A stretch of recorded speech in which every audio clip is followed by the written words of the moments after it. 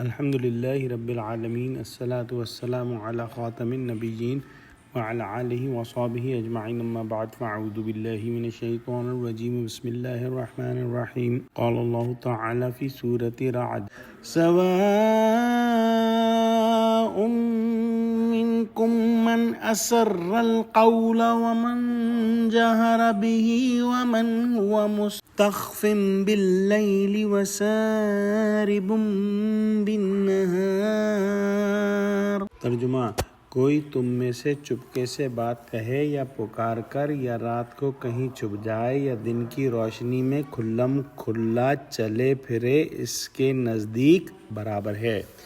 پچھلی آیتوں میں ہم نے پڑھا کہ اللہ سبحانہ و تعالی کا علم جو ہے وہ جامع ہے، اور وہ علم جو ہے وہ ہر چیز کا احاطہ کیے ہوئے ہے۔ اللہ سبحانہ و تعالی غیب اور شہادہ ہر چیز کو مکمل طور پر جانتا ہے۔ علم الہی کا عموم بیان کر کے بلحاظ مناسبت مقام خاص احوال مکلفین کی نسبت بتلاتے ہیں کہ تمہارے ہر قول و فعل کو ہمارا علم محیط ہے۔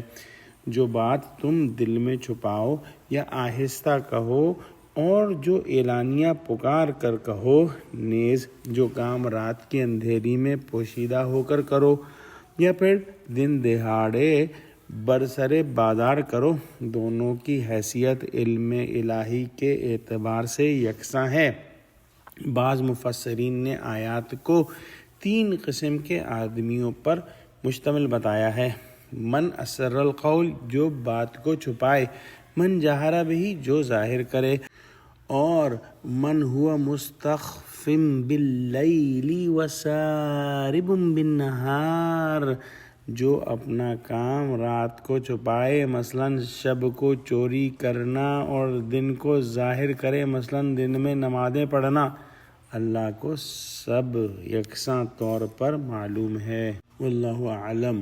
بنیادی بات یہ ہے کہ اللہ سبحانہ و تعالی کے علم سے کہیں بھی کوئی بھی چیز پوشیدہ نہیں، اور اس کا علم ہر چیز پر محیط ہے۔